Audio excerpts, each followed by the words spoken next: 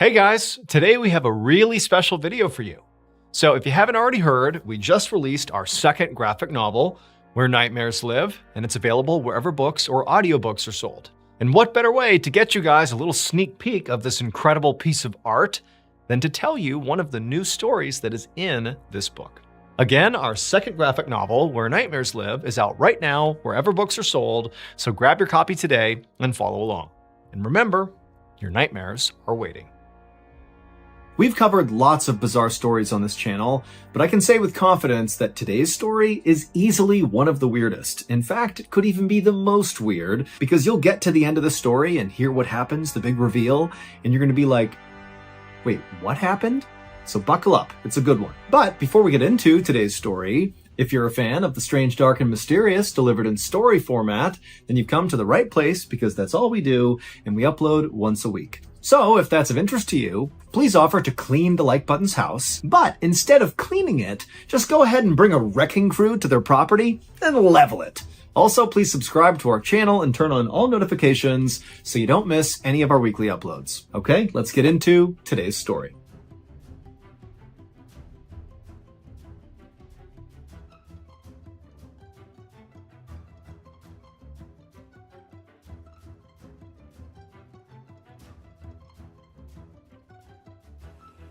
On the afternoon of January 5th, 1909, a 56-year-old reverend named John Carmichael kissed his wife and kids goodbye and then stepped out of his cottage into the cold and wrapped his cloak around his black suit, and then he hopped on his horse and he galloped out onto the road. Reverend Carmichael lived in a rural part of Michigan, and on this day, he was making his way to another town about 9 miles away called Columbus, where he was going to host this big religious revival. Basically, he was going to hold this big sermon and try to get new people to join his church. And so as the Reverend galloped his way down the road, he saw all these kids outside having snowball fights and making snowmen, and it was just really nice. But also, in virtue of being the Reverend, basically everybody in town knew him, and so either the kids wanted to say hi to him or their parents did. And so as the Reverend is really just trying to hustle his way to Columbus, he kept having to stop over and over again to have small talk and play nice. But after about 30 minutes, he had reached a point in the journey where all the houses were kind of behind him, and he had this kind of nice, quiet stretch where he knew he wouldn't be bothered by anybody. He had made this journey many times to Columbus, and he always looked forward to this stretch of the road. It was just very peaceful and gave him a chance to kind of just be left with his own thoughts and think about his upcoming sermon and what he wanted to say. And so as the Reverend was having this sort of peaceful time trotting his way down the snowy road, he heard the sound of hooves fast approaching him. And so the Reverend turned around and he saw there was this very rough-looking guy wearing this brown stained shirt with a long overcoat over it. And the guy's hair was slicked back and greasy, and he had this big weird grin on his face, and he was waving wildly at the Reverend, obviously trying to flag him down. Now, inside, the Reverend did not want to talk to this guy because he knew who this guy was. His name was Gideon Browning, and he lived in the town where the Reverend lived, and he was known for being kind of erratic and had a horrible drinking problem. And frankly, the Reverend just wanted to be left alone. Here he was enjoying his ride, and here comes the town drunk. He doesn't want to be around this guy. But also the Reverend understood that he was the Reverend in town. People knew who he was. He couldn't just be a jerk to people. He had to be kind. And so he smiled at Gideon and waved to him to be polite, but was dreading this interaction with Gideon. And in fact, weirdly enough, the Reverend, over the past several weeks, had been running into Gideon all over town, to the point where it was becoming weird that he just kept seeing Gideon. And every time he interacted with Gideon, it was just awful, because Gideon was just totally an unpleasant person. But here he was, once again, having to have yet another interaction with Gideon. And as soon as Gideon came right up alongside the Reverend, his first question was, "Hey, Reverend, can I ride with you?" And the Reverend, again, is like, "My goodness, I don't want to do this right now." But he was like, "Of course we can ride together." And pretty much immediately, the Reverend regretted this decision, because Gideon would just not shut up. He just talked the entire time they were supposed to be in this peaceful part of the Reverend's journey. But not only that, the questions Gideon was asking Reverend the whole time they were riding together were sort of invasive. Gideon wanted to know exactly where the Reverend was going and what he was doing there, and, how many churches did the Reverend own, and just all these personal questions. And sort of against his better judgment, the Reverend was being truthful with Gideon. He told Gideon that he was going to Columbus to have this big revival, and he also told Gideon about one of the churches that he owned in a town called Rattle Run. And as the Reverend was, again, kind of giving up this information that he kind of wished he wasn't, he noticed Gideon began doing something strange. As Gideon was galloping along, keeping a fixed gaze on the Reverend, Gideon reached into his pocket and pulled out a silver coin and began flipping the coin into the air and catching it and flipping it and catching it over and over and over again, never affecting his riding. I mean, it was like Gideon wasn't even aware he was flicking this coin. And the Reverend, he's kind of watching Gideon do this, and it was sort of impressive. Like Gideon was just able to flick this coin over and over and never drop it and just keep on stride. But more than just being impressed with Gideon's hand-eye coordination, the Reverend began to notice that he really liked what Gideon was doing with this coin. It was kind of soothing in a way. Not so much the actual coin flipping in the air, but the sound it was making. The sound of it spinning in the air and slapping into his palm over and over again. It just kind of put the Reverend at ease, and he didn't know why. And so after a while, the Reverend just kind of stopped answering Gideon's questions and just kind of stared at the coin and listened to that sound, and he just felt himself drift into this weird, relaxed state, almost like he felt asleep. And so as this weird thing is going on with this coin, the two men eventually reach this crossroads where there's a general store, and at this point, Gideon catches his coin, puts it back in his pocket, and the two men, they come to a stop at this general store, even though the Reverend did not want to go to this general store. He just kind of followed Gideon up to the hitching post. They both got off their horses, they tied their horses to the post, and again, the Reverend's thinking, I can't stop here, I gotta go to Columbus, I gotta get to this revival. But Gideon just turns to the Reverend and says, hey, we got to make a stop here. We need to get something. And the Reverend found himself saying, okay, what are we going to get? And the Reverend's thinking, what am I saying? I don't want to do this. I don't want to stop here. I got to go. But he just stood there, just waiting for Gideon to tell him what they were going to buy. And Gideon, who had that big grin on his face again, he said, well, actually, I'm not going to go into the store. You are. You're going to go in there, you're going to buy me a new hatchet, and you're going to bring it out here and give it to me. And now everything about this was totally weird to the Reverend. He did not feel like this was a normal request, nor did he want to go in the store. He wanted to leave. But for some reason, he just said, okay. And he turned and shuffled in the store, found a new hatchet, paid for it with his own money, walked outside, handed it over to Gideon. And then at this point, the Reverend just wanted to get on his horse and get away from Gideon. But the second the Reverend got back on his horse to do that, Gideon hopped on his horse and said, hold on a minute, Reverend. We're not done yet. Now we're going to go to your church in Rattle Run, because I'm getting married soon and I'm thinking about maybe getting married in your church, and I want to scope it out. And so the Reverend at this, who again just wants to go to Columbus, he doesn't want to be around Gideon at all, but for some reason he just said, okay, yeah, we'll go to my church in Rattle Run. And so at this point, Gideon pulled out his coin and started flipping it again and again, and the two men rode side by side in the direction of Rattle Run. And the whole time, the Reverend's thinking, what am I doing? Why are we doing this? And also, in addition to just brain fog and confusion, the Reverend also realized that Gideon was clearly lying to him because he knew Gideon was married. So what's he talking about needing to scope out his church to see about potentially getting married there? That didn't make sense. Like, why was Gideon actually wanting to go to his church? The Reverend didn't know, but he was really starting to feel scared. But again, he just couldn't stop agreeing to the things Gideon wanted to do.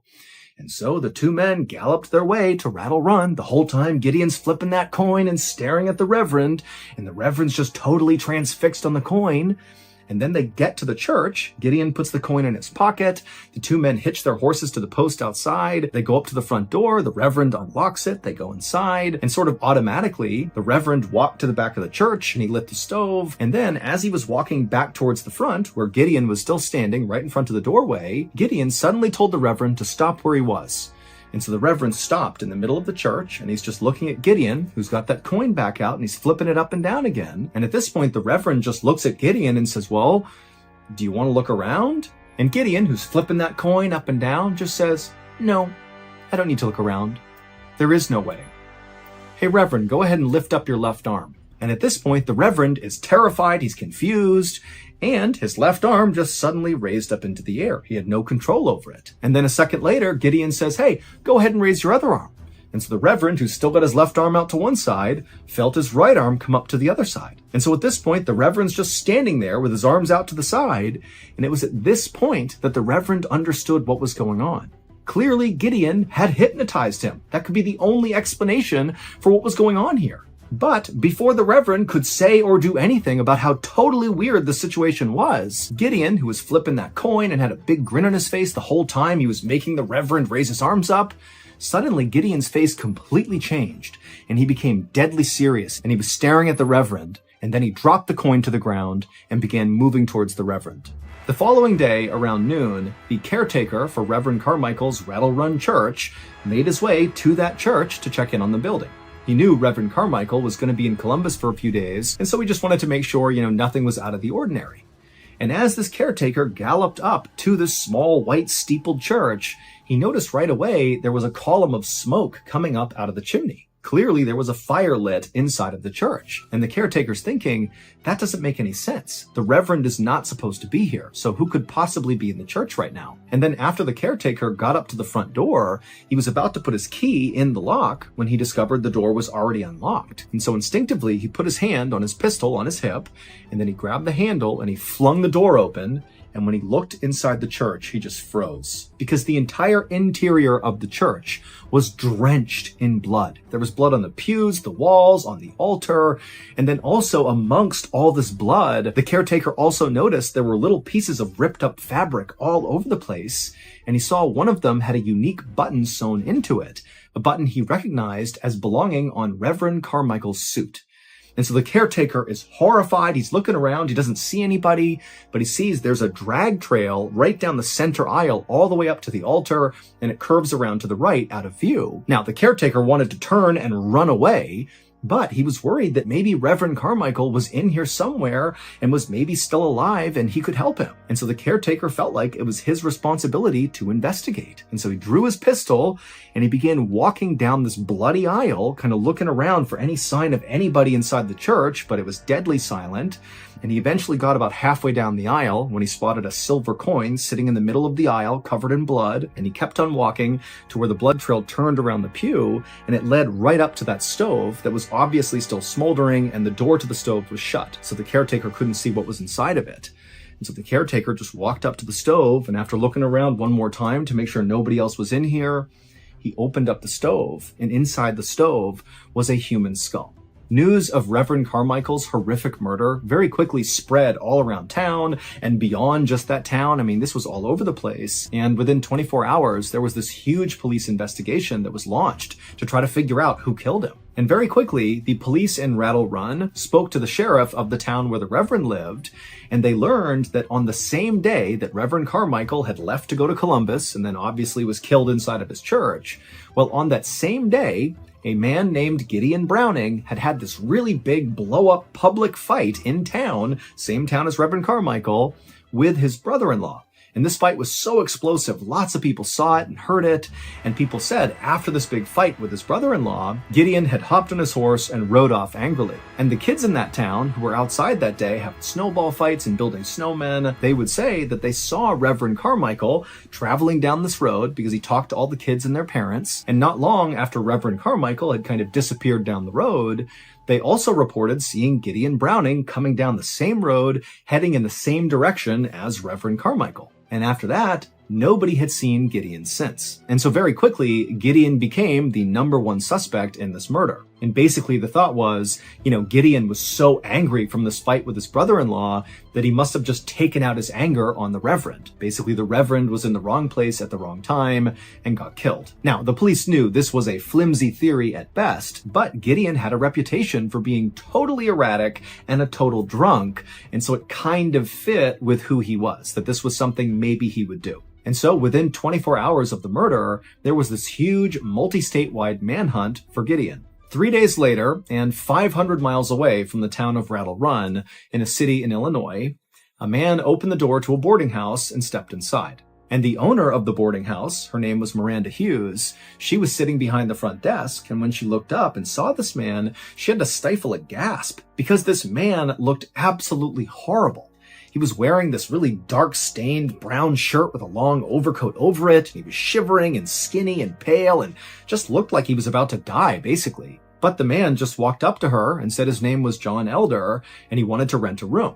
Now, Miranda, for a second, thought about refusing this guy service, just because, honestly, he kind of frightened her. But then again, Miranda thought, you know what? A lot of my guests are pretty rough these days, and this guy's got money and he wants a room, so there you go. I'll give him a room. So she brought him upstairs to a room on the second floor. She opened it up. John stepped inside, and Miranda, as a courtesy, said, hey, do you want me to make you some food? And John, without even turning around, just says, no, I'm fasting, and then he shut the door in her face. For the rest of the weekend, despite what John told Miranda, Miranda would come up to his room and leave food outside of his door at every mealtime. It was something she did for her guests. But John never came out to get the food. And for a little while, Miranda was actually kind of concerned about this guy, considering how terrible he looked. And, now he's fasting. That didn't seem healthy.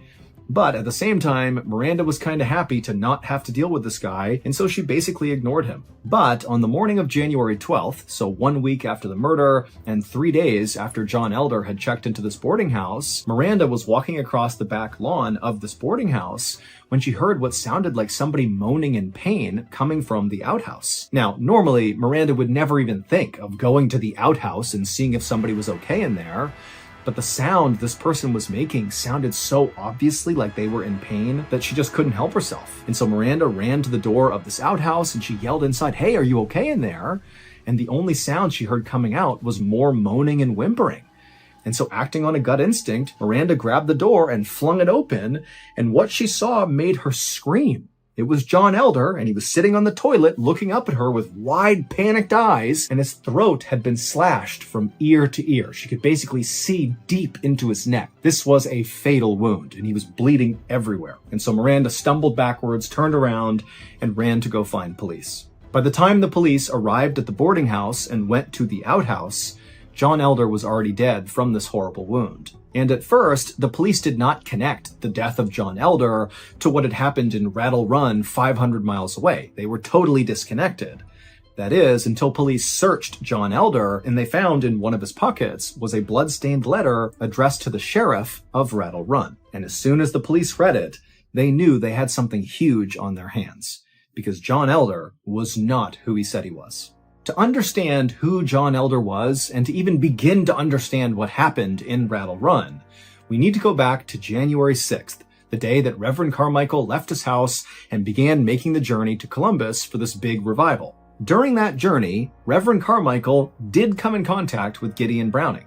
Gideon Browning came up alongside him. They rode together. They went to that general store, and Reverend Carmichael did buy that hatchet for Gideon, and they did go to the Rattle Run Church. But the reason they did all these strange activities together is not because Gideon had hypnotized Reverend Carmichael. The actual reason for why they did these things together is even more bizarre. In the weeks leading up to that fateful day, January 6th, Reverend Carmichael was running into Gideon Browning all the time, all over town. It was like everywhere the Reverend went, there was Gideon. And then on January 6th, when the Reverend is making his way down the road, and he turns and sees Gideon Browning coming up alongside him, he's like, oh my goodness, it's happening again. But the way the Reverend handled this was not to say, wow, what a strange coincidence. I keep running into this guy everywhere I go.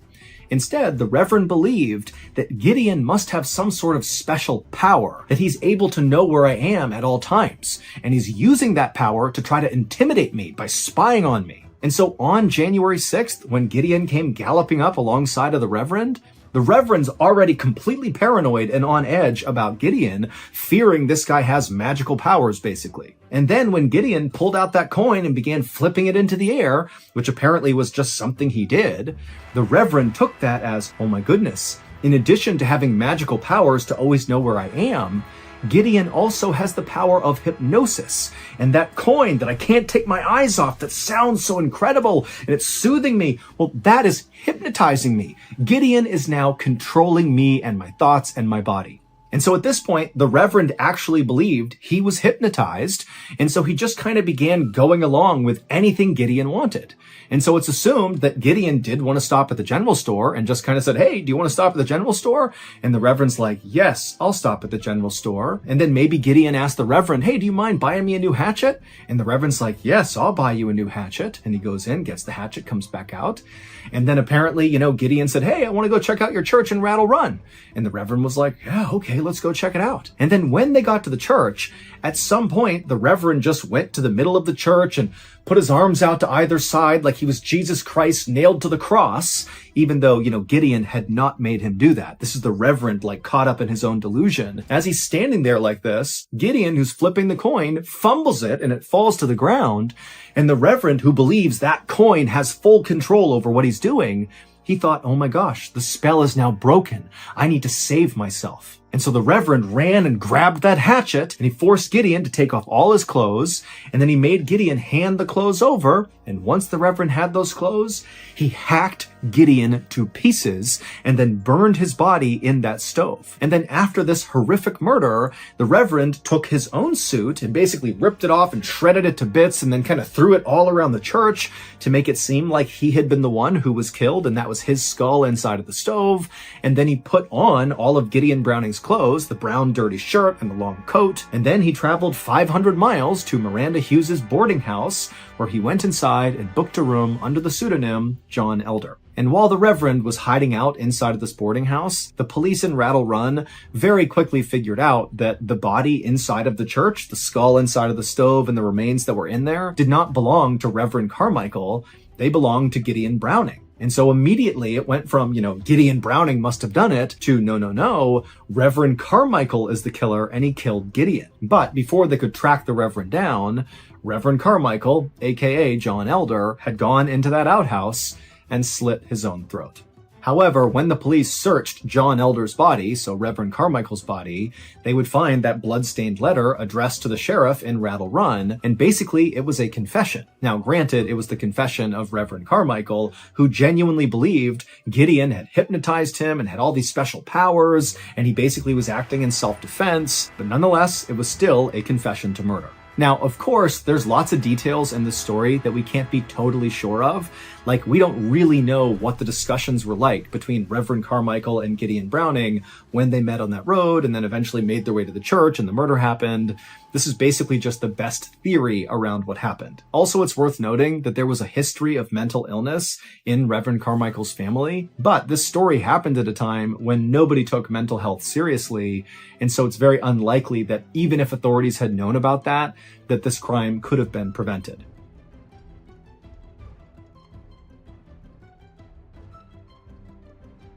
Thank you so much for watching. Let me know what you thought of today's episode in the comments. And remember, we have hundreds of videos for you to binge right now. But if you're looking for a recommendation from me of that one video that's worth your time, well, it's this one right here. So give it a watch. All right, until next time, see ya. Today, I'm going to tell you two stories that both have very unexpected killers.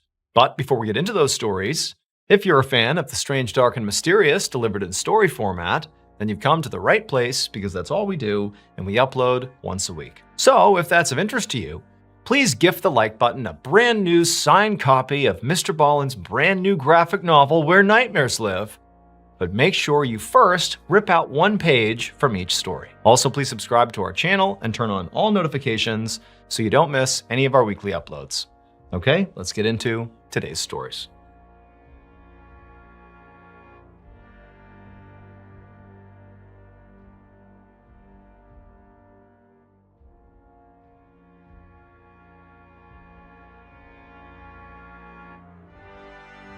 On the morning of September 12, 2007, 20-year-old Ashley Wallace was in her dorm room at Bryant and Stratton College in Buffalo, New York, getting ready for her very first day of classes. And this was really exciting for her. I mean, she had just moved out on her own for the first time. It feels like she's an adult here.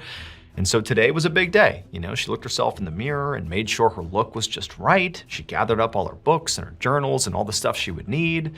And then once she was ready, she began heading towards the door. But before she got there, she heard a knock on her door. And Ashley felt sort of confused, like she hadn't lived here long enough for people to actually know she lived here, so who would be coming to visit her?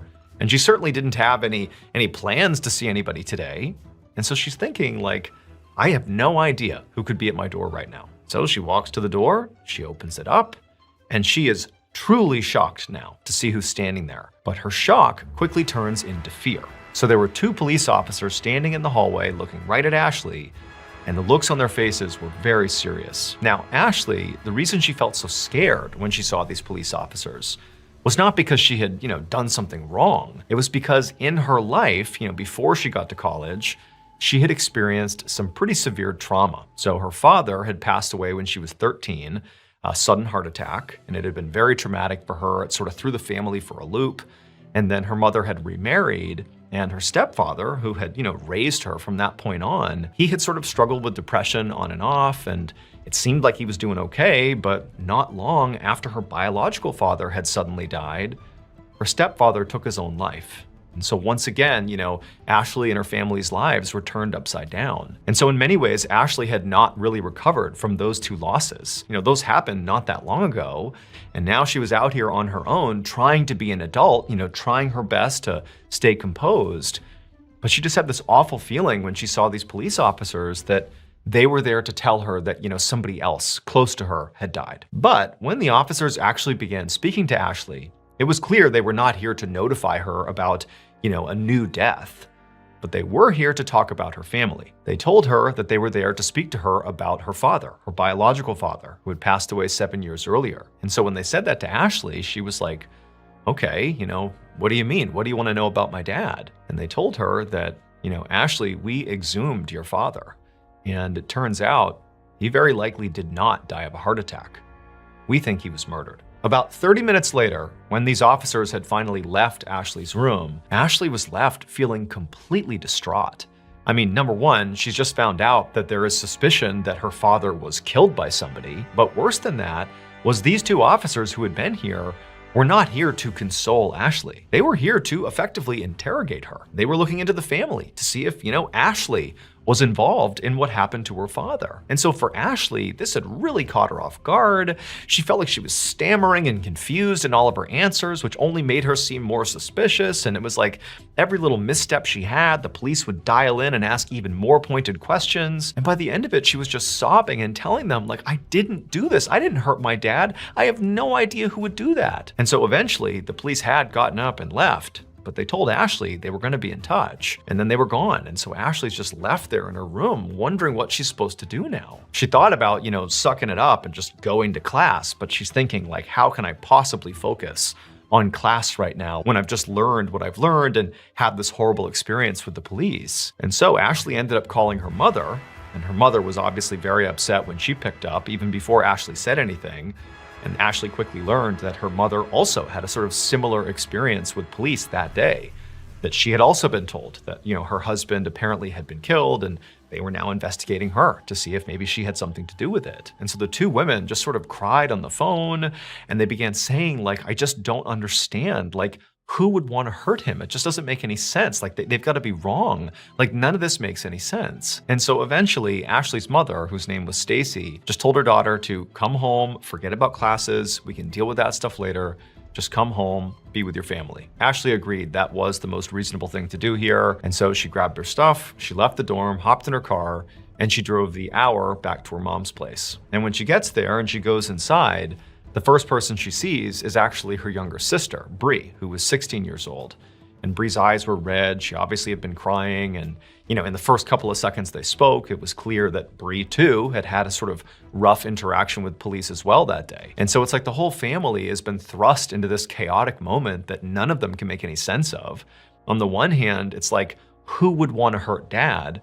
But on the other, it's like, did this really happen? Is this a mistake? Like, why did they exhume his body in the first place? Like, what's going on here? There was just so much unknown. And so that afternoon, Ashley, her sister Bree, and their mom just retreated to their mother's kitchen. And there they mostly cried together and just sort of talked through this horrible situation. But eventually, later in the day, when the tears had sort of stopped flowing and reality had set in, that this was now a very complicated situation, if nothing else. I mean, basically, they were all under investigation for the potential murder of their father/husband, and they sort of didn't know what was going to happen next. But there was a lot of stress around, the next couple of days. They didn't know. And so under all this stress, Stacy, the mom, was like, you know what?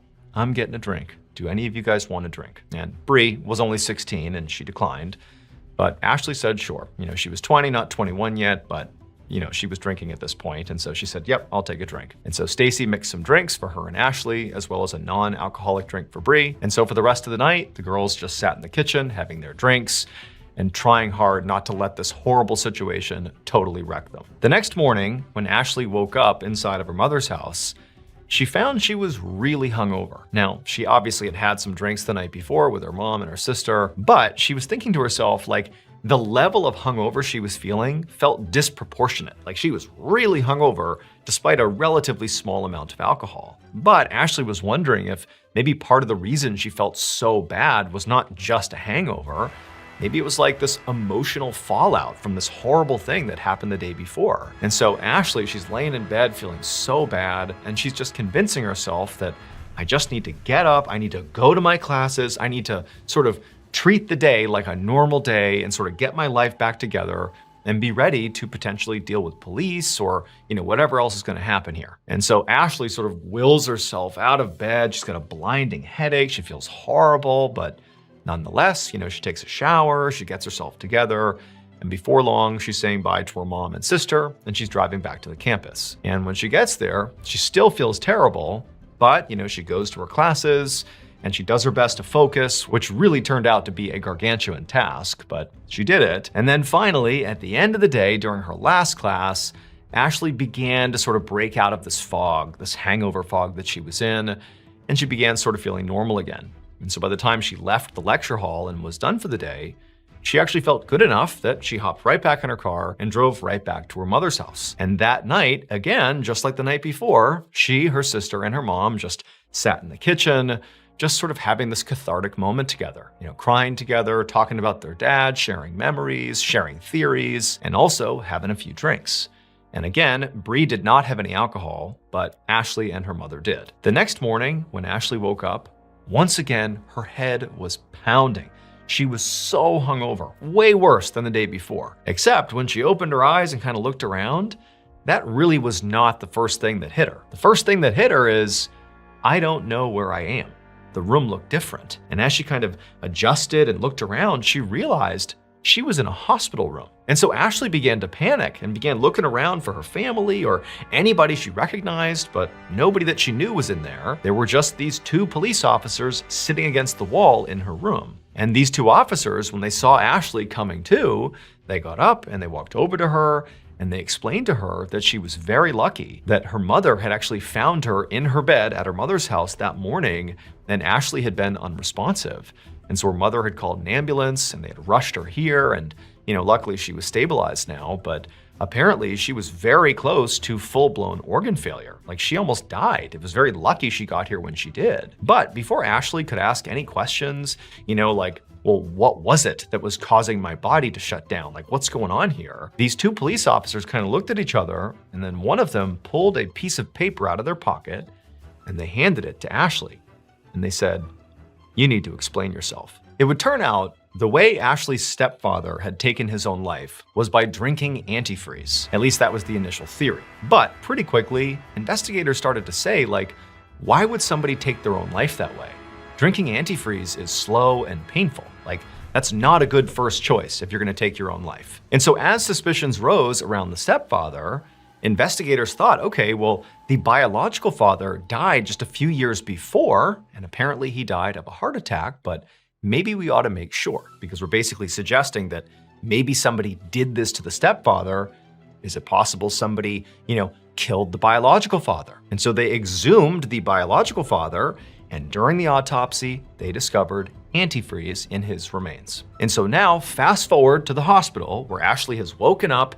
These officers have walked over to her, they've handed her a note and told her to explain herself. And this note was effectively a confession. The writer of this note said they killed Ashley's biological father, and then they also killed Ashley's stepfather. But now, because of the blood on their hands, they're going to take their own lives. So this was a suicide note / confession. And at the bottom of this note, it was signed by Ashley. Except Ashley did not kill her father or stepfather. Her mother did. Her mother used antifreeze to poison and kill both men, and then when police began poking around saying, what's going on here? We think somebody killed this guy and maybe him too. Well, what did Ashley's beloved mother do? She tried to poison her own daughter. She laced those alcoholic drinks they were having in her kitchen with all these painkillers to make it look like Ashley had taken her own life because she felt so guilty about murdering these two men. Except Ashley's mother called the ambulance a little bit too early the following day, feigning that she had just found her daughter unresponsive, because the ambulance, they showed up and first responders, they saved Ashley's life. Narrowly. Apparently, she was within 15 minutes of dying when she showed up at the hospital. Stacy was convicted of 2 murders, as well as the attempted murder of her daughter, and she was sentenced to 51 years in prison. However, she would die behind bars in 2016.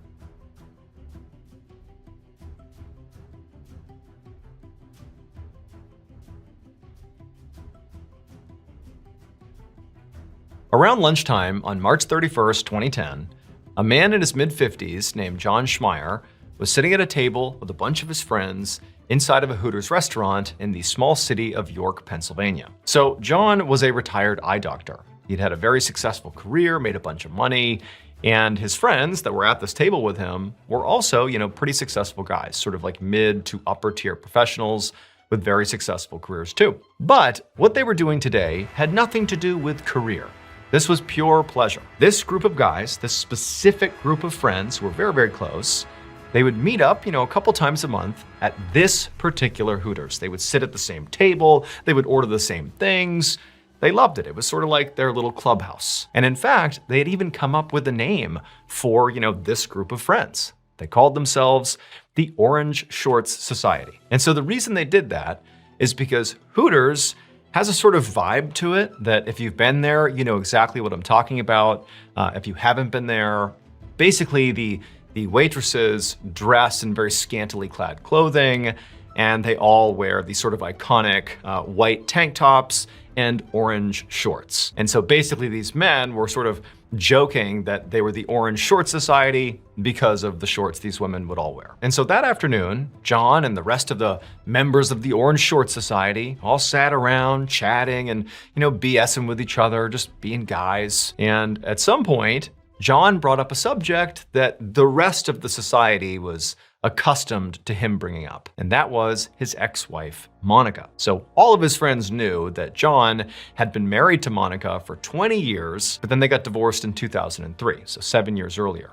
But still, Monica was a thorn in John's side because he had to pay her alimony. And, he understood that that comes with the territory of divorce. It is what it is. But Monica had made the way John paid her the alimony really cumbersome. And John was convinced, as he would tell his buddies in the Orange Short Society, that it was totally intentional, that she had made it cumbersome. She wanted it to be hard. She didn't like John, and she was punishing him. And so what Monica did is she made John literally each week take cash out of an ATM, put it in an envelope, and then physically drive it to her house and drop it off. She would not accept payment any other way. And the reason she was able to do that is because she claimed she did not have a bank account and she couldn't be forced to make a bank account.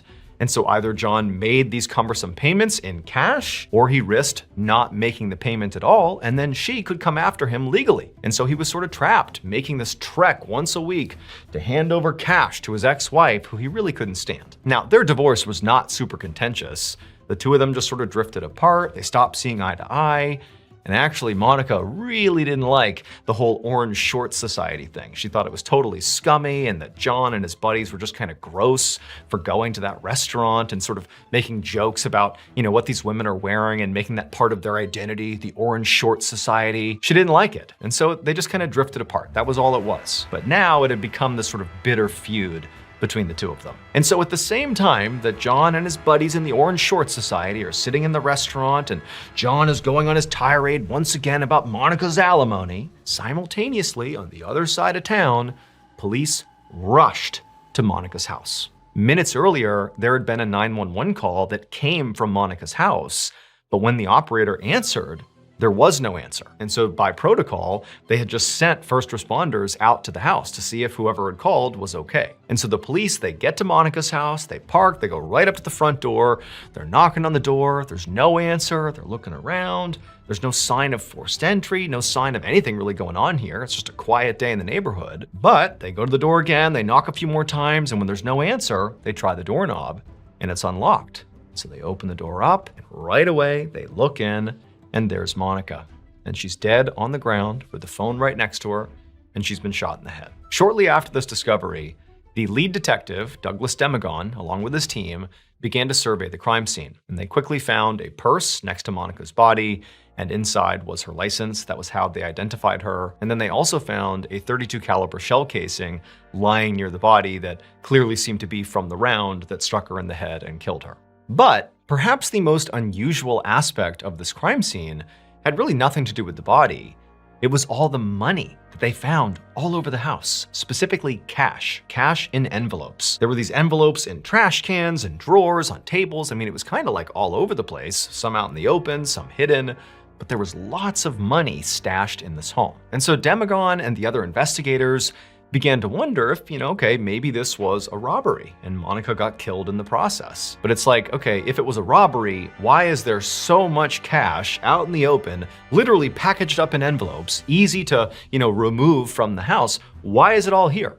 It's almost like no cash was taken, or certainly not very much was taken, and also other valuables are still in place. It didn't have the feel of somebody ransacking the house. It just sort of felt like somebody came in here and killed Monica. Detective Demagon and his team searched the whole house, and they couldn't find any sign of forced entry. So basically, whoever came in here and did this either, just walked in because a door or window was unlocked, or maybe Monica let them in, maybe she knew who they were, or they had a key. Detective Demagon asked the forensics team to begin sweeping the house for DNA to see if maybe they could find something that could show them who had been here lately. And so while that team got started, Demagon continued to walk around the house, and he eventually found a Rolodex, which is basically like a big book full of phone numbers and addresses. And as the detective was flipping through that book, that was how he discovered that Monica had an ex-husband, John Schmeier. That evening, Detective Demagon and another investigator rolled up to John Schmeier's house. They walked up to the front door and they knocked, and then a moment later, the door opened, and John was standing there looking very surprised. So in homicide cases, generally speaking, the spouse or ex-spouse is always suspect number one. And so even though Demagon didn't really have any evidence linking John to the crime, he did have the fact that this was her ex-spouse, and so therefore, he is suspicious. Before John could ask any questions, Demagon and his partner introduced themselves and said they'd like to come in and speak to John. So John said, okay, come on in. So they walked inside, they sat down, and then once they were seated, Detective Demagon watched John very closely as he told him why they were there. Basically, your ex-wife has been murdered, and we're here to talk to you about it. Detective Demagon wanted to see if John would have a big reaction or maybe a subdued reaction. Whatever reaction he might have could be telling to how involved he maybe was or wasn't in this case. When Demagon told John that Monica had been shot to death, John's reaction was huge. His eyes went wide, he clutched at his chest like he was having a heart attack, and then he kind of leaned forward and began sobbing. But when he came back up again, the detective noticed there were no tears in John's eyes. It was just this sort of huge reaction, but Demagon couldn't really tell if it was genuine or not. He also didn't have a baseline for John. He didn't know if this was normal, but this seemed really dramatic, almost like he might be acting. So instead of trying to console John, Demagon just asked point blank, where were you earlier this afternoon at the time of the shooting? And when he asked this, John, who still was sort of rocking back and forth and grabbing his chest and acting very upset, he suddenly stopped, put his hands by his side, and just said, oh, I was at Hooters with my friends. A few days later, Detective Demagon went to the Hooters, where John and his friends would always meet up, and he asked the manager to see the security footage from the previous Wednesday, the day of the shooting. So by this point, Demagon had actually already interviewed all of the friends who had been at the Hooters with John, the so-called Orange Shorts Society, and he had asked them all about John. Like, had he really been there? What was he doing? What was he saying? And they all said John absolutely was there the whole time. Like, there's no way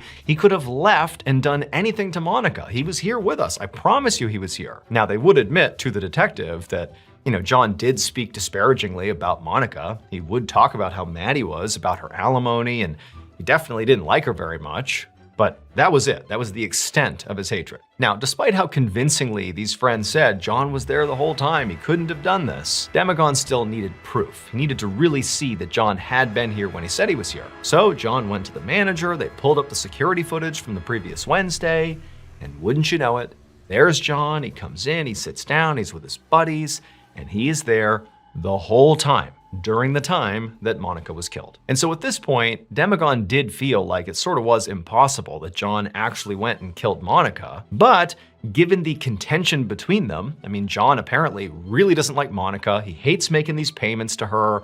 Like, there's obvious friction that comes up at these Orange Short Society meetings all the time. Maybe it was possible that John, who was pretty well off, had a bunch of money, maybe he hired somebody to do his dirty work for him. Maybe he hired a hitman. And so over the next week or so, Demagon and his team began exploring this hitman lead. And they found that John had been taking out a whole bunch of cash over the last several weeks. But it sort of lined up with how much cash he owed Monica in the form of alimony. And they knew he had to, per Monica's orders, deliver this alimony payment in cash to her in these envelopes. And they found all those envelopes of cash at Monica's house. And so it seemed like that was all he was doing, taking money out to give to Monica. And so John was basically Demagon's only suspect at this point, and there was basically no evidence against him. And so Demagon knew he really needed to look into other leads here, like the John lead kind of going nowhere. And so he and his team began looking into local gang activity and, crimes in the area. Could this have just been random or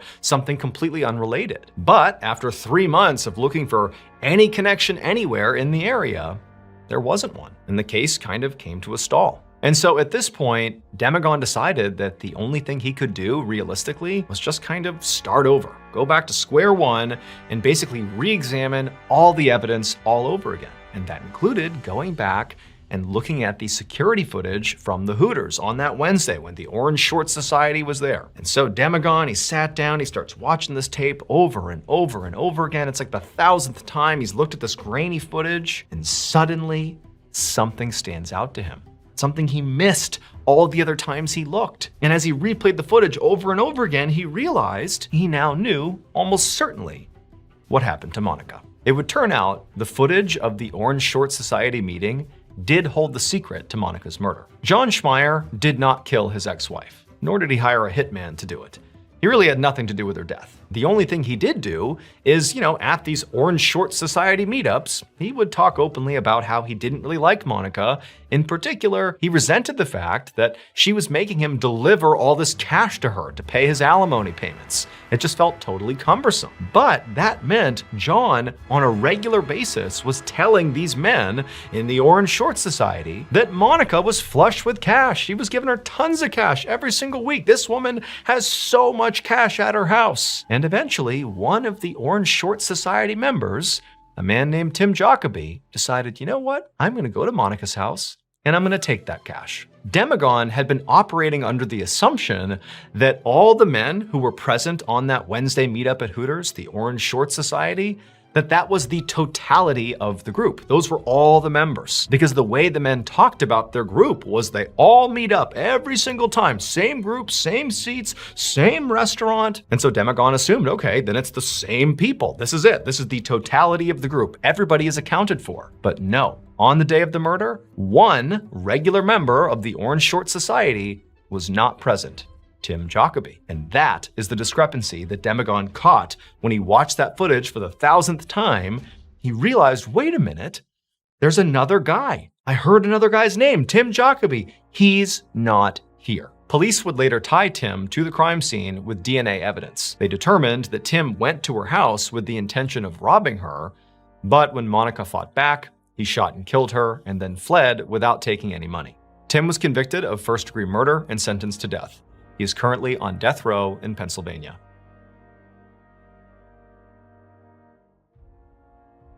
Thank you so much for watching. Let me know what you thought of today's episode in the comments. And remember, we have hundreds of videos for you to binge right now. But if you're looking for a recommendation from me of that one video that's worth your time, well, it's this one right here. So give it a watch. All right, until next time, see ya. Today, we have a very special bonus episode for you guys. It's a collection of 5 true scary stories about real people who come face to face with real life monsters. Now, these 5 fan favorites have all been completely re-edited for today's episode. So even if you've seen or heard some of them before, this is gonna feel like a totally new viewing experience. But before we get into today's 5 stories, if you're a fan of the strange, dark, and mysterious delivered in story format, then you've come to the right place because that's all we do, and we upload once a week. So if that's of interest to you, please secretly reverse the like button's car blinkers so when they signal left, the right one comes on, and vice versa. Also, please subscribe to our channel and turn on all notifications so you don't miss any of our weekly uploads. Okay, let's get into today's 5 stories.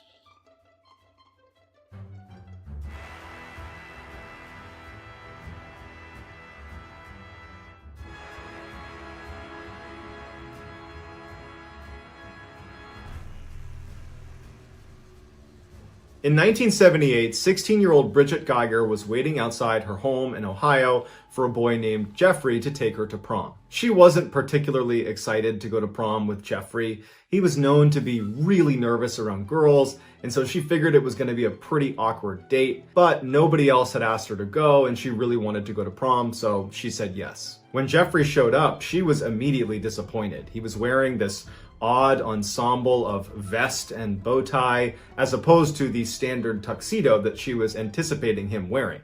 And so now they weren't going to match. He was also so nervous that he was visibly shaking and couldn't pin her corsage to her dress. And so Bridget's mom had to come out and put the corsage on. After the corsage was on, Bridget's mom would take a couple of very awkward photos of them kind of stiffly standing in front of her house before they ultimately got in Jeff's car and headed for the prom. When they arrived, Bridget wanted to go on the dance floor to see her other friends to kind of lighten the mood because she was not having a good time with Jeffrey so far.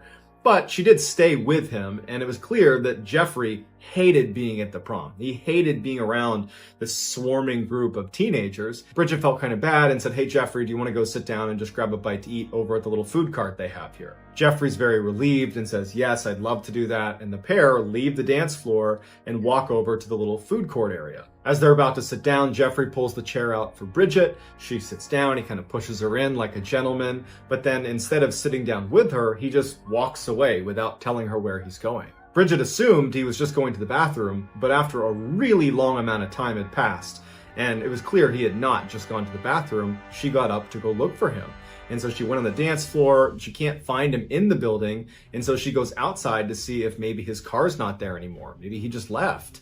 And she sees his car, it's still in the lot. When she turns around to go back into the prom, she sees Jeffrey sitting on a curb just eating McDonald's cheeseburgers. And she goes over to him and she's like, "What are you doing out here?" And so he told her that he just wanted to step outside and get a couple cheeseburgers and then come back and he would sit with her while she ate, but they wouldn't let him back in. And so he just went and got more cheeseburgers and thought he would wait here until she came outside. And now that she was outside, she couldn't get back in either. So she just says, "Hey, I'd like to just go home." And so Jeffrey is mortified and he tells her, "I'm so sorry. I wanted this to be a nice evening for you. I'm sorry it wasn't." He drives her home. He says goodbye. She walks into her house. He drives off, and that was that. Bridget only saw Jeffrey one more time after that. It was about a week after prom, and Jeffrey actually invited her to come over his house for what he was calling a house party. And Bridget's like, "There's no way this kid's throwing a house party. He can barely stand to be around just me, let alone a crowd of people." But she was polite and said, "Sure, I'd love to come to your house party." She gets there and there's no food, there's no music, there's like 3 people there. And as soon as she walks in, all Jeffrey wanted to do was have a seance and communicate with the devil. She was so immediately creeped out by Jeffrey's behavior that after only a couple of minutes, she just turned around and left his house party and did not see him again. Well, until 13 years later when she would read about him in the newspaper. 13 years later, on July 22nd, 1991, Milwaukee, Wisconsin police spot a man named Tracy Edwards running down the road in handcuffs. They run over to him and they say, "What's going on?" And he says that a man was holding him hostage in his apartment, that he threatened to kill me. I was able to overpower him and escape, and here I am. The police go to this apartment that he apparently escaped from and they knock on the door. The door opens and the police are confronted by this tall man who introduces himself as Jeffrey. He tells police this is all a big misunderstanding and that Tracy Edwards is a friend of his and I don't know what's gotten into him, and the police were actually close to believing him. They would even say he was really convincing. But as they're talking to him, one of the officers kind of looks behind Jeffrey into his apartment and he sees on the coffee table what are clearly pictures of dismembered body parts. And so they arrest Jeffrey, and when his apartment was fully searched, a house of horrors is revealed. In addition to photos of body parts, the apartment itself was littered with human remains. There were several human heads in the freezer and the refrigerator, and in his bedroom was a 57-gallon drum containing more dead bodies that were decomposing in chemicals. There was also evidence that suggested Jeffrey was eating these people. Now, Jeffrey lived in a crowded apartment complex, and so other neighbors had complained about this awful smell coming from his room, but he had been able to explain it away and convince everybody that it was just some bad meat. However, the most horrifying revelation about how Jeffrey was able to conceal these horrible crimes he was committing in the middle of a city apartment would come a few days later. Apparently, 2 months before Tracy Edwards had run out of Jeffrey's apartment in handcuffs and flagged those officers down, another boy had left the apartment in handcuffs and was running down the road, and police stopped him. But the boy couldn't really speak. He wasn't able to articulate why he was there or what he was doing. And as police are talking to him, Jeffrey comes running up the road, flags the officers down, and thanks them for finding his boyfriend. They had gotten into a lover's quarrel and that everything was just fine. And so the police shrug it off and say, no problem, we'll even give you a ride back to your apartment. And so they drive the boy and Jeffrey back to Jeffrey's apartment. They watch them go inside and the police leave. But if the police had paid a little bit more attention, they would have seen there was a hole drilled in the back of his head by Jeffrey. He had been pouring acid into this kid's head to try to control him, and that was why this boy couldn't speak. And as soon as the police let them go back into the apartment, Jeffrey killed the boy, because Jeffrey, Bridget's prom date, turned out to be none other than infamous serial killer Jeffrey Dahmer, who killed 17 people over a 13-year period. Just days after this picture was taken of Jeffrey and Bridget, right before they headed off to prom together, Jeffrey would kill his first victim and start that 13-year killing spree. Dahmer was ultimately given a life sentence, but was killed by another inmate.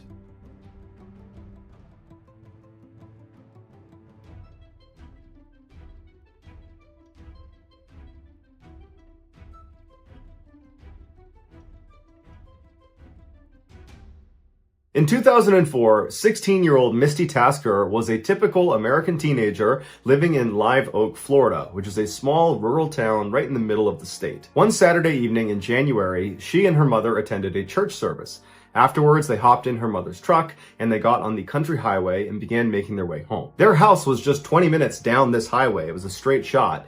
And this highway was pretty desolate. There were no street lights. It was actually a dirt road despite being a highway. And it was just thick forest on both sides of the road the entire way. There were no buildings or houses between the church and their neighborhood. Misty's mother was already a very anxious driver who would keep both hands on the wheel. She would sit up and kind of hunch over the wheel and keep her eyes intently focused on the road, but at night her driving anxiety would shoot through the roof because she had really bad eyesight. And so she would go to great lengths to not drive at night to avoid that high level of anxiety. But the church service they had just come from had run a little bit long, and so now Misty's mother is driving with the sun starting to set, and she's going as fast as she can to try to get home before it gets too dark. And so as they're bombing down this road at about 55 miles an hour, despite it being about a 40-mile-per-hour zone, Misty, who's in the passenger seat, just happens to look over at her mother for no particular reason. And as she's looking at her, she notices out her mother's window, it looks like there's a little girl sitting on the side of the road. What's a child doing out here in the middle of nowhere? She says to her mom, I think I just saw a little girl. And Misty's mother, who's high up on the wheel, she did not hear Misty the first time. She's just focused on driving and trying to get home. And so Misty says again, I think I just saw a little girl. We need to go back. I don't know what she's doing, but I feel like we need to go back and make sure she's okay. And so Misty's mom looks over at her and she's not prepared to turn the car around. That means staying out later, and it means she's gonna be driving in even darker conditions. And so she's like, did you really see someone? Because we gotta get home. And Misty's like, Mom, I'm pretty sure I saw a little girl. We have to go back. And so finally, Misty's mother, she's very annoyed, but she stops the car, she does a 3-point turn, and she begins driving back up the road where they came from towards this girl. Now, they had only made it about a half mile from where Misty believed she had seen this girl. And so pretty quickly, they slowed down because Misty said, I think she's in this area, and they both began scanning the right side of the road because that's where she's going to be now that they've turned around. Now, it was starting to get very dark outside, but there was enough light and they had headlights. They were pretty confident they'd be able to spot this girl. And so as they're slow rolling down the road, they both see this girl a little ways up on the right-hand side. Her back was to the road. She had her knees tucked up to her chest and she was rocking back and forth. Misty's mother made a comment that it was a little bit surprising that this girl was out here. I mean, there's really nothing around here. There's no houses, there's no buildings, there's no trails to be walking in this forest on either side. It was just kind of thick forest. And so she just thought it was very strange that this girl would even be out here, especially because there's not any traffic on this road. And so Misty's mother began slowly rolling up to her, and she told her daughter that instead of just stopping right away, let's just drive past her and get a look at her, and then we'll turn around and see if she needs any help. And so as they got right up next to her, they realized she was not a little girl. She was a young teenager, but she was not a young child. And as they drove right past her, they would expect her to turn around and acknowledge the car creeping up on her, considering there's no other traffic in the area and you're just some person sitting on the side of the road. You should definitely turn around and see what's behind you. But the girl did not acknowledge them. She just continued to have her knees up to her chest and rocked back and forth. And so Misty and her mother are a little bit freaked out by this, but they drive past her about 50 meters.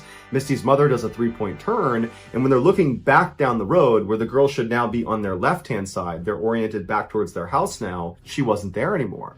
But there were no streetlights. It was now almost completely pitch dark outside, and so all they had was the headlights. And so Misty told her mom, drive up a little ways. Maybe the girl stood up and moved and we just can't see her because she's not in the headlights. And so Misty's mom began driving down the road and kind of turning slightly towards the left to shine the light more to the left, but there was no sign of this girl. For good measure, they turned right slightly to shine the lights more to the right-hand side of the road, but there was no sign of this girl.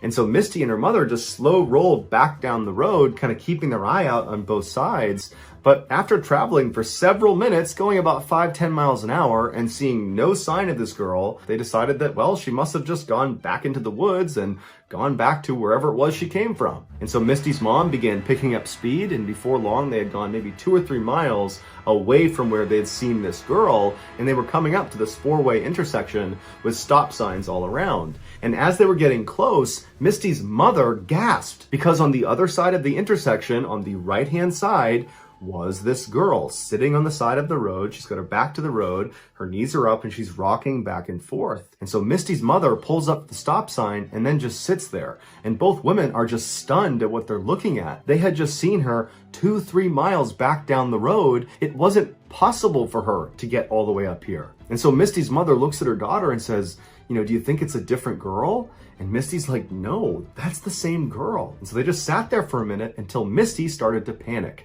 And she said to her mom, Mom, don't stop. I got a bad feeling about this girl. I don't know what's going on, but you can't stop next to this girl. But Misty's mom, she was definitely weirded out by this situation, no doubt. But she didn't feel good about abandoning this girl in the middle of the night on the side of the highway. And so even though she felt a little bit hesitant herself, she told Misty, we have to at least drive past her and ask if she's okay. That's the least we can do. And Misty was not having it. She said, Mom, do not stop. I got a bad feeling about this. Don't stop near this girl. But Misty's mom let up off the brake and began slow rolling past this intersection. And now at this point, Misty is just absolutely terrified. And so she takes her seatbelt off and she goes down into the footwell right in front of her seat. And she closes her eyes and covers her ears, and she just continues to beg her mother to just please keep going. Don't stop. But her mother just continues on until she stops right next to this girl who's still just sitting on the side of the road with her back to the road. She's got her knees up. She's rocking back and forth. She's not acknowledging Misty or her mother. And so Misty's mother turns to her daughter and says, please roll down your window. And Misty refuses. She's still down in the footwell, still in the fetal position. She's crying and she's still begging her mother to please just go home. And so Misty's mother, frustrated, reaches across the passenger seat and grabs the knob to roll down the window manually. So she rolls the window down, and Misty, who's down in the footwell, all she remembers is sitting there covering up her ears, and she's crying, and she opens her eyes and she's looking up towards her mom, who's reaching over the seat, and her mom yells out to this girl, And Misty remembers looking at her mom, who suddenly recoils in horror and screams, and then they take off like crazy, flying down the road. Misty jumps out of the footwell and she's looking at her mom and she's like, "What's happening? What just happened? What did you see?" And her mom's got her hand over her mouth and she's speeding down the road and she's crying now. And she's looking at Misty and she just doesn't have the words to describe what she just saw. And so Misty's asking her mom, "What did you see? What happened?" And finally her mother just said, "She didn't have a face. She didn't have a face. It was hollow. There was nothing on her face when she looked at me." And so Misty screams and she's crying and her mom is crying and they speed home. They're home just a couple of minutes later and they run inside, practically falling over each other to get in the house. And as soon as they get inside, Misty's mom calls 911 and she didn't even know how to describe what she just saw. But she knew it was too embarrassing to try to describe it as some girl without a face sitting by the highway. And so she just told the police that they had seen a girl they think needs help. And so the police, they went out and they searched that entire stretch of highway. They looked for any sign of anybody out there, but there wasn't. There was never any trace of that girl.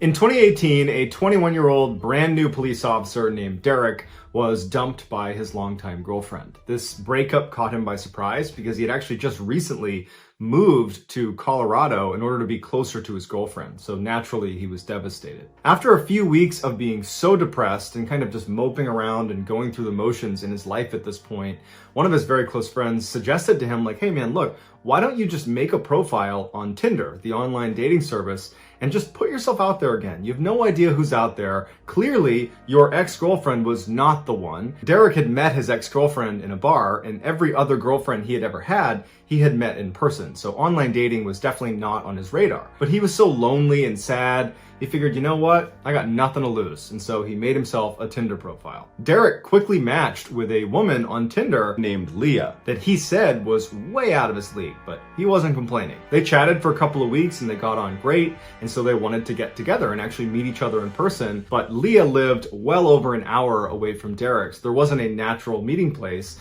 And they're going back and forth about where they want to go. And finally, Leah just says, "Hey, why don't you just come to my town? There's this great park that I go running in all the time, and they have this awesome field that's on a slope, and you can lay on it and look up through the trees and you can see the stars. And so that would be a cool thing to do on our first date, go stargazing together." So the date night finally came, and Derek was really excited. He was nervous too, because even though they'd talked on the phone, this is the first time they're going to see each other.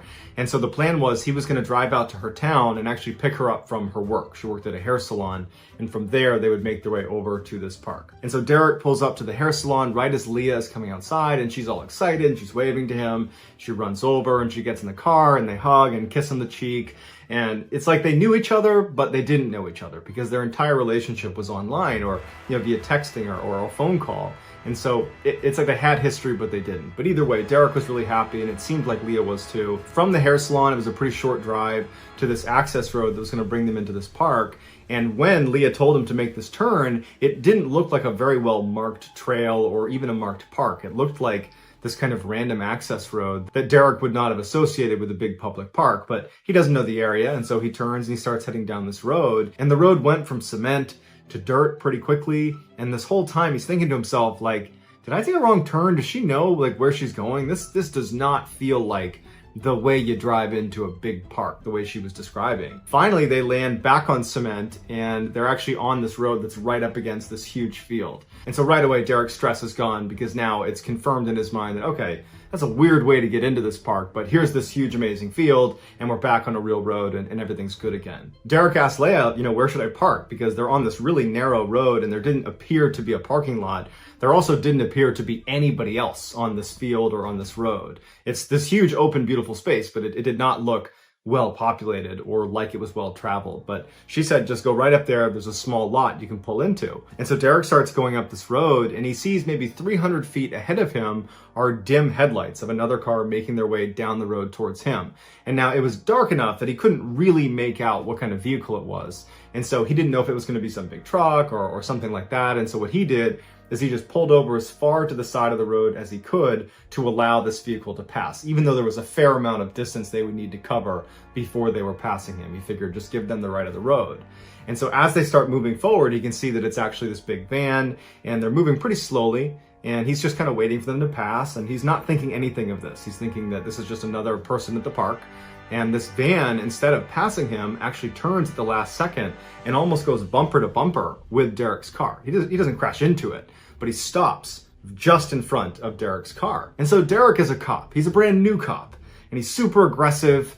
You know, he really believes in his training. And so as soon as this guy stopped in front of him and blocked the path for him, red flags are going up for Derek, and he knows something's wrong with this van. And instinctively, he says, Leah, stay here. He grabs his flashlight that he kept right in the center console, and he jumped out of the car and went right to the driver's side door of this van to confront this guy. And when he got up to the driver's side door, it was this really big guy who looked pretty startled to see Derek come charging up to him with his flashlight.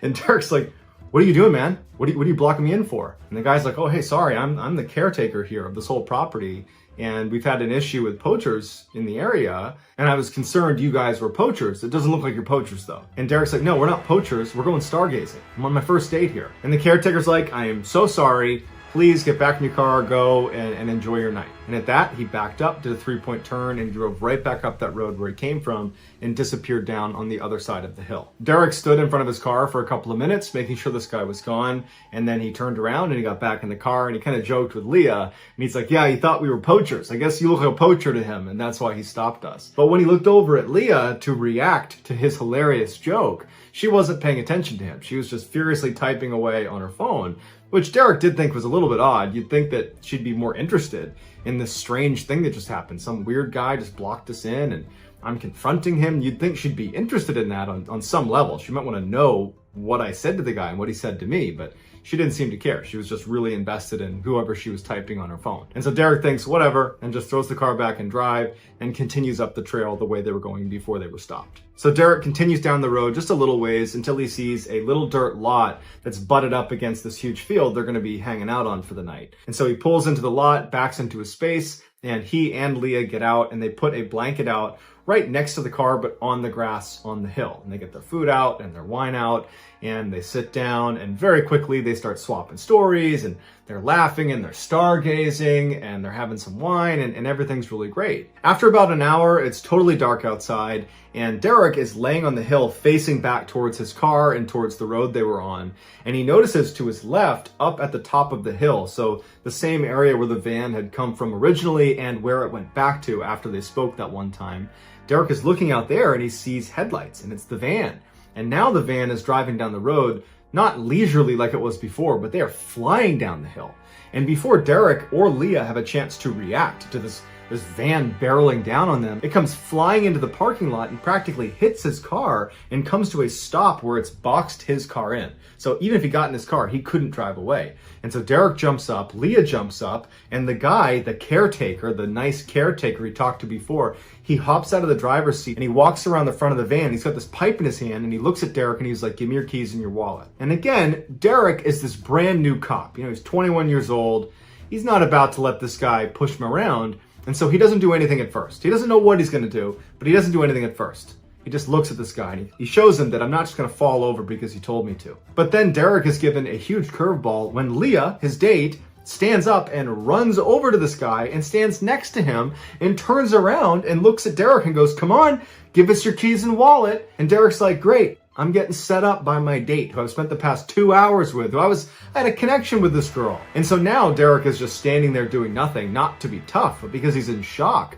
He feels so betrayed by Leah, and he just feels like, how could this have happened?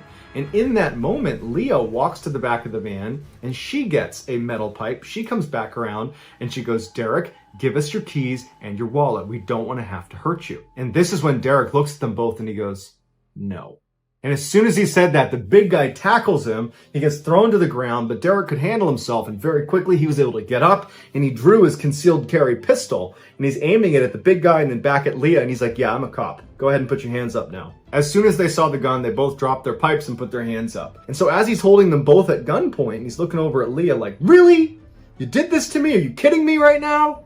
As he's doing that, he has to get his cell phone out of his pocket, type in 911, and then called dispatch and had to say who he was, what his badge number was, what happened, and where he is. And where he is was difficult to describe. And so as he's trying to explain these directions, and he's saying, yep, go left at the light, and then there's a gas station there, you're gonna go up this field, you're gonna see me, I got these two people at gunpoint. As he's doing that, Leah and the caretaker look at each other, and they just turn around and bolt.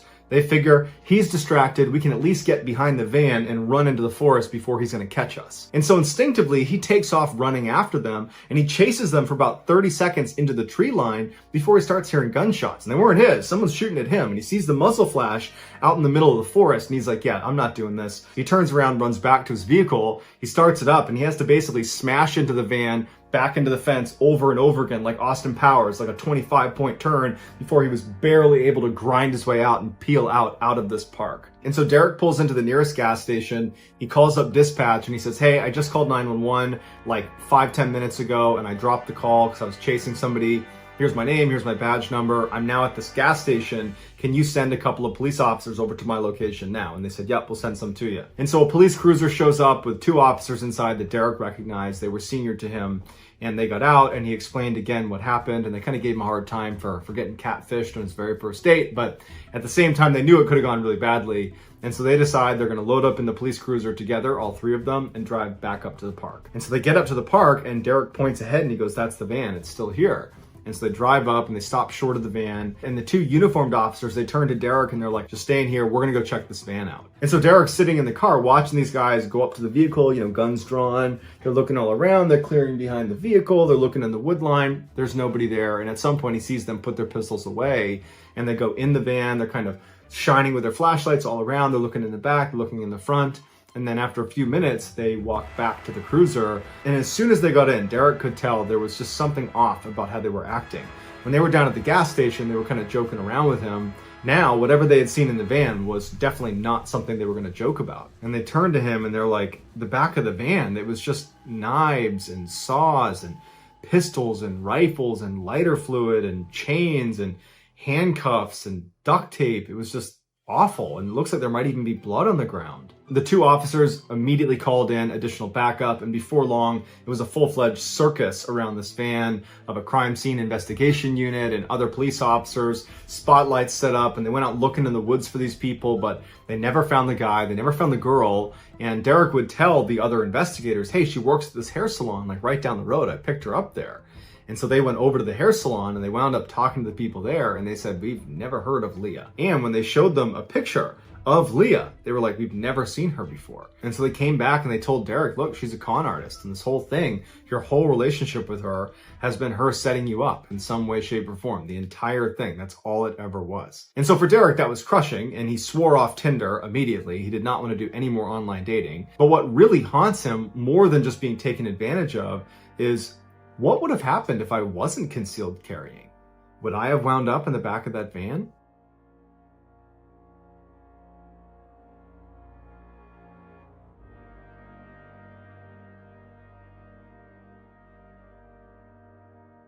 Simply put, a goth is someone who finds beauty in things that most other people consider to be pretty dark. But most Americans tend to associate the term goth with the teenagers of the late 90s and early 2000s that wore all black and wore heavy black boots and would hang out in cemeteries. And while that representation of goth culture is, of course, limited, it is a good representation of the 2 protagonists in today's story, best friends Rachel and Molly. In the 1990s, Rachel and Molly were full-blown goths. They had black hair, black makeup, black clothes, they had the black heavy combat boots, and at one point they and their other goth friends started hanging out in a cemetery to be kind of ironic and funny, like, look at us, we're goth, we hang out in cemeteries. And then they actually enjoyed it and began hanging out in a cemetery like every weekend. One Friday night, Molly calls Rachel to go hang out in the cemetery. And as it happened, Rachel was just sitting at home and she was bored out of her mind. And so the call came at a perfect time. And so Rachel's like, yeah, I'd love to go. So she flies downstairs and she sits on her front step and she's waiting for Molly to show up. And eventually Molly's car rolls down the street and Rachel immediately recognizes that Molly is the only one in the car. And Rachel, whenever she would go to the cemetery at night with Molly, they were always there with a group of at least 4 people. Even though they liked hanging out in the cemetery, they did recognize that it was a little bit creepy at night to be out there, and so they liked kind of rolling in a fairly big group. And so Rachel hops in the car, and her first question to Molly is, where is everybody? Are they meeting us there? And Molly said, oh no, everybody else is either working or they're kind of hungover from the party from last night, so it's just us two. I hope that's okay. And at the time, Rachel actually in her head was like, no, I don't really want to do this anymore. But she was like, oh yeah, that's fine. Yeah, we'll just go. It's just the two of us. It'll be fine. Molly takes off from Rachel's house and she makes the familiar kind of winding commute to the front gate of this enormous cemetery that sits right in the center of town. They drive underneath this massive wrought iron gate that looks very medieval, very foreboding. It looks like it's out of a cheesy horror movie, this like cliche entrance to a cemetery. And so they go through there and they're on this road that stretches all the way down through the cemetery and basically splits it in two. On the left side, as you're driving in, was an area closest to town, and also it butted up against a major public university. And then on this side of the cemetery, you had a bunch of residential houses that butted up against the side of the cemetery. And where Molly and Rachel and their crew like to go was on the right side, all the way back in the corner, because there was a section that was kind of situated between these two hills, where not only were they obscured from the cemetery road and the main road once they were down in this little depression, there was also no houses that happened to look over that spot. So it was kind of like the hidden section of the cemetery, and there was also this big boulder that people sat on and a big tree you could lean up against. So that was their spot. So Molly drives in the gates, she heads down that road and she turns right onto a dead end road. She takes that down about a couple hundred meters till it dead ends, and they park, and then the girls get out of the car, they light up cigarettes, and they walk down this hill that's just beyond where this dead end comes to an end. And so they walk down this hill, and it brings them to this clearing where this big rock and tree is. Rachel hops up on the rock, and she turns around, so she's facing back up the hill they just walked down, and Molly is right next to her on her right, leaning up against the tree. And for the next hour or so, they just crushed cigarettes and talked about their various boyfriend drama and life drama and whatever else they wanted to talk about. After a while, the girls started to smell a bonfire. And from where they were sitting, they could see a hill in front of them, and there was actually another hill over here. And so their view is pretty obscured out of this little valley they're in, so they can't see any fires anywhere. And so they assumed that what they're smelling was a fire coming from the other side of the cemetery, because there's that huge university over there, and they knew sometimes the college kids would come onto the cemetery and they would light fires over there, and inevitably the police would get called and they would break up the fire because you're not allowed to have a fire on the cemetery. And whenever they did that, the police would actually make rounds around the entire cemetery, and historically, basically, if you were there hanging out, they would tell you to leave. And so they think, okay, this is probably a good time to leave, because probably in the next 30 minutes to an hour, the police are going to be here, they're going to come over here, see our car, and they're going to ask us what we're doing, and we're going to have to leave. So let's just leave now. So Rachel hops off the rock, and the two of them begin meandering their way back up the hill towards the car. When they get about halfway up the hill, they notice to their right something bright.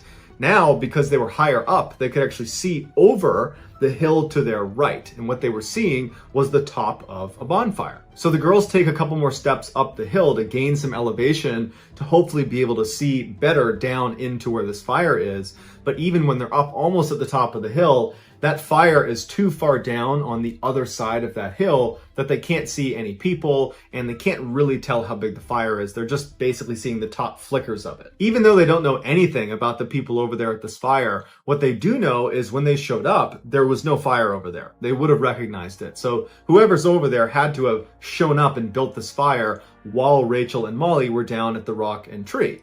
Which means there's a pretty good chance they didn't see Rachel and Molly. This is a pretty private area. Their car was parked a little bit off to the side of the trail. And so Molly picks up on this and she says to Rachel, hey, let's sneak back down and walk up their hill and look down and see who's here. I bet it's a bunch of college kids. It'll be funny to see what they're doing. But Rachel had a weird feeling about it. She's thinking to herself, if this is college kids, why would they have their bonfire this far away from campus? I mean, this is literally the farthest point away from the side of the cemetery that's close to their campus. If they're having a party over here, there's a good chance that anybody going to it is going to need to drive. And that just doesn't make sense if you can just walk to the other side of the campus and have a bonfire over there. And so Rachel is logically deducing that this is probably not college kids. But who else is having a bonfire in the secret section of the cemetery in the middle of the night? And Rachel's thinking that now if the police come here, they're definitely going to see us because we're so close to this bonfire. And so it's probably not a good idea to stick around much longer. But despite Rachel's hesitations, she is intrigued and she does want to see what's going on over there. So the two girls walk down the hill, they make it down to the rock and the tree, then they turn left and they begin walking up this other hill, the hill that's going to bring them up to this fire. And so they only get a few steps up this hill when they are suddenly hit with this disgusting, putrid smell that just encompasses them and it makes them gag, and they're covering their mouth and their nose, and Rachel exclaims, "Oh my God, what is that?" And then as soon as she says it, she realizes she was really loud, and she's like, and Molly's like, and they both freeze, wondering if the people on the other side of the hill have heard them. And after a little bit of silence, Molly's like, "You want to keep going?" And Rachel's like, "No, we gotta go." Between the horrible smell that's obviously coming from this weird fire and the fact that Rachel basically just gave them away. And so for all we know, these people on the other side of this hill have heard us and now they're waiting for us to come over the edge. And it's gonna be really awkward if we suddenly crash their bonfire. Rachel, she's thinking about these things. And so she's like, "Let's go, we gotta go." Molly's disappointed, but she gets it. And the two girls turn around and begin walking back. And so they walk past the tree and the rock on their left. They turn right and they're about to walk up the hill that's going to bring them to their car when Rachel just turns around to look at the hill towards the fire where they were headed before. And standing at the top of that hill is a man just looking down at them. And the fire is illuminating him from behind, and they can clearly tell it's a man standing there looking at them. And immediately the girls felt really uncomfortable. It was almost like they had just been caught spying, even though they didn't actually get caught spying. It was what they were going to go do. And so they felt like they had almost been caught red-handed. And so Molly and Rachel just turn and begin walking up the hill, kind of with their heads down. They just felt kind of awkward. And so they move a few more steps up this hill, and Rachel looks again at where this guy was standing, and he's now gone. And Rachel's relieved, but then she realizes he's gone because he's walking, power walking, down the hill towards them. And Rachel gasps and she grabs Molly and pushes her and says, "Go, go, go, go, go." And they start running up the hill, and Rachel looks around and now this guy is running towards them. He's down now at the rock and the tree. He's gaining on them. They sprint up over the top. They run to Molly's car, and Molly's fumbling with her keys to get the car open, and Rachel's yelling, "Hurry up, hurry up, hurry up." Finally, she gets it open, and they both jump inside. Rachel locks the car doors, and as Molly is turning the key over, Rachel's looking out the back, and she's waiting to see this guy. And sure enough, as they pull off, she sees his head come up over the ridgeline, just enough that he can clearly see them leaving, and then he ducks back down and he disappears. And the two of them speed down the road, they make a left onto that main drive, and they speed out of the cemetery. For the first few minutes of their drive, neither of them say anything. This was just a very traumatic experience, and it was also very confusing, because they thought they were going over to spy on college kids having a bonfire, and then they're hit with that horrible smell. Like, what was that horrible smell? And then they leave, and there's this guy who did not look like he was a college kid. He looked like he was probably in his 40s, and then he's chasing them. You know, like, what was that? And when they did start talking about it, they couldn't really come to any sort of rational conclusion of what had just happened. And so they were both very spooked, and they decide, let's just go home and talk about this tomorrow. And so Molly drops Rachel off at her house, and Molly goes home, and both girls go to bed. The next morning, Rachel gets up and she heads down to the kitchen where her mom is already there having her morning coffee. And Rachel sits down, and, you know, she's not a big talker. She's not about to start by saying, "Hey, guess what happened to me last night at the cemetery?" Instead, she just sits there, and for a little bit, her mom just kind of rambles about work and what she's doing that day. And then all of a sudden, her mom, it's like she has this epiphany. And she goes, Rachel, did you hear what happened last night?" And Rachel's like, "No, what?" And her mom's like, "Someone I work with. I don't know her personally, but she works in the same building as me. She got kidnapped from the parking garage where I parked my car. I have seen her park her car in this lot, and she got kidnapped." And Rachel's like, "Oh my God, really? Like, what happened to her? Did they find her?" And her mom was like, "Yeah, but it was too late. The person who had kidnapped her had killed her and then tried to dispose of her body at the cemetery by burning her in a bonfire." Rachel suddenly felt sick because now she knew what was happening last night, and she knows what that smell was. Rachel immediately pours her heart out about everything that happened the night before, and her mom is totally horrified, but she's in particular horrified that they clearly had been there when the killer had arrived and set up shop and began burning this body. They were just literally 50 meters away the whole time. And so her mom tells her, you and Molly have to go to the police station and make a statement. They have not caught this person yet. You've seen this person, you gotta tell them. And so Rachel calls Molly and breaks the news about what was actually happening the night before and who was actually chasing them to their car, and says, we have to go to the police station. And so they agree, they go down to the police station and they tell them what happened, but they didn't get a great look at him. They could only say that he was maybe in his 40s and maybe average height. And so the police wrote it all down, but they basically said, look, if you can think of more details, we would love to hear those, because this isn't really enough to go on. And so the girls go back home and they're thinking to themselves, did he see us? Does he know that we saw him? Do you think he knows that we know he's a killer now? And so they're freaking out. But luckily, within 48 hours, the police actually caught this guy because he was driving around in the murder victim's car and someone spotted him. They pulled him over and he confessed, and so he went to jail. Needless to say, Rachel and Molly thanked their lucky stars that when they started ascending that hill and they were hit with that smell, that Rachel said, let's not go any farther. Let's leave. Because had they continued and gone to the other side, they could have wound up in the bonfire too.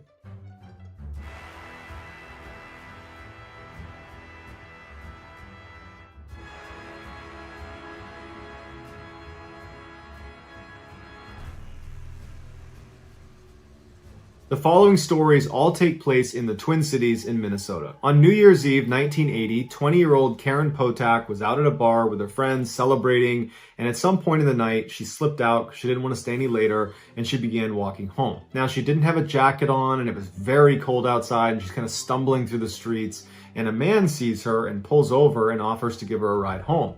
She's kind of intoxicated, and so she agrees to get in his car, and they drive off. A couple hours later, around 3 a.m., the police receive this phone call.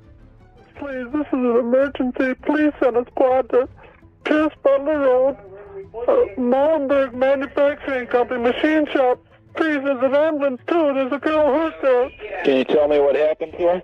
Just hurry, she's laying on the ground in the back by the railroad tracks, by the edge here. Hurry. What's the address? I don't know.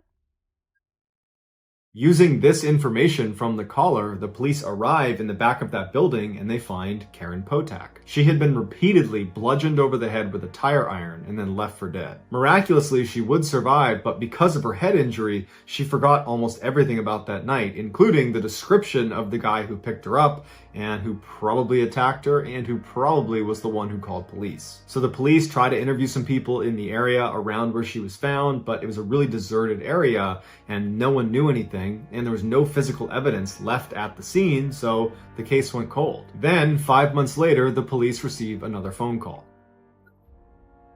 Finally, I just stabbed somebody with an ice pick. I can't stop myself. I keep killing somebody. At this point, the police were not connecting this call with the call that immediately preceded finding Karen Potak, meaning they did not think that was the same person. And since in this call there were no instructions on where to find this person, they didn't really have anything to go on, so they took note of it, but ultimately kind of disregarded it. But just a few hours later, a group of teenagers were walking through the forest when they found a dead body. The body belonged to 18-year-old Kimberly Compton, who had literally just moved to Minnesota. She'd graduated high school and decided she wanted to start fresh in Minnesota. She hopped on a bus, she goes to Minnesota, she gets off the bus, she goes into the first restaurant she sees, which is a diner. She sits down by herself, she's eating some food, and a man approaches her and says, hey, can I sit down with you? And so she lets him sit down and he asks, who are you? What are you doing here? And she says, oh, I just moved here. And this guy offers to drive her around town and show her the sights. And she's like, great. 15 minutes later, he would kill her with an ice pick. At this point, police are beginning to suspect that this person who keeps calling them immediately before they're finding women that have been attacked might be the same person. And 2 days after Compton was killed, they get another call that confirms this. Don't talk, just listen. I'm sorry what I did to Compton. I couldn't help it. Don't know why I had to stab her. I am so upset about it. I keep getting drunk every night. I can't believe I think like a big dream. I can't think of being locked up. If I get locked up, I'll kill myself. I'd rather kill myself than get locked up. I'll try not to. From this point forward, they referred to this caller as the weepy-voiced killer. And even though they had his voice recorded, they didn't have any physical evidence because he didn't leave any at the scene with Compton either, so they didn't have much to go on. The police would go to the diner and they would talk to the staff that was there, and they would give a general description of the weepy-voiced killer, but it wasn't enough to pinpoint a suspect. So once again, this case went cold too. 6 months later, the police received yet another call. Fire emergency. Please don't talk, just listen. I'm sorry I killed that girl. I stabbed her 40 times. Kimberly Compton was the first one. Oh my God. Oh, I don't know what's the matter with me. I'm sick. I'm gonna kill myself, I think. Where are you? I'm just gonna, if somebody dies with a red shirt on, it's me. I killed both of you. I'm sorry. I'll never make it to heaven. A day later, they find the body of 40-year-old Barbara Simons floating in the Mississippi River, tucked up against some brush. The night before, Barbara had been out at a bar and she had offered a cigarette to a man she hadn't met before. They began flirting and kind of hit it off, and at one point they were going to leave together, and before they left, Barbara turns to one of the waitresses and kind of jokingly says, "Boy, I hope he's nice because I'm leaving with him." And the waitress, for whatever reason, had a really bad feeling about it and made a point of getting a really good look at the man she was leaving with. And that man, of course, would turn out to be the weepy-voiced killer, and as soon as he and Barbara left the bar, he would stab her to death and throw her in the Mississippi River. After the police began investigating this, they came to the bar and they interviewed that waitress. And she said, "I got a really good look at this guy." And so the police show her 100 different mugshots of previously convicted felons in the area.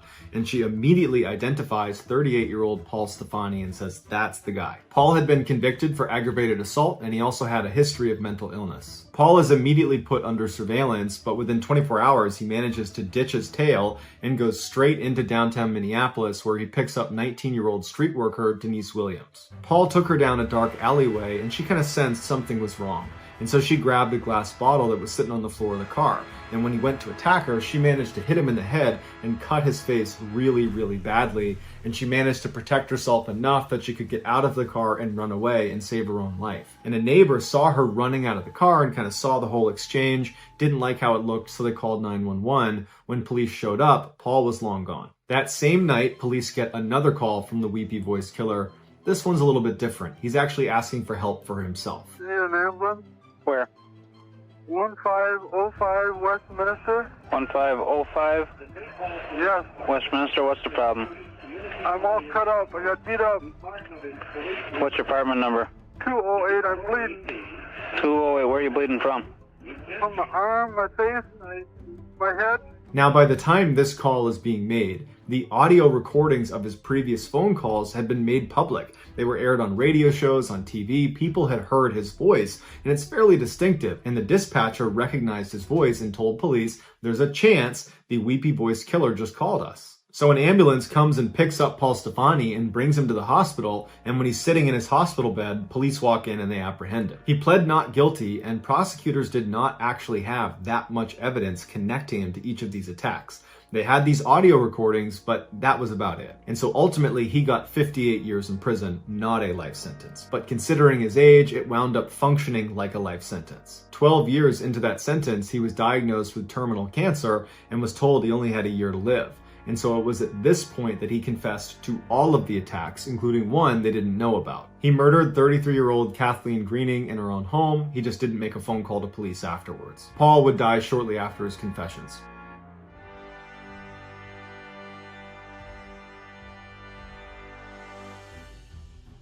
Thank you so much for watching. Let me know what you thought of today's episode in the comments.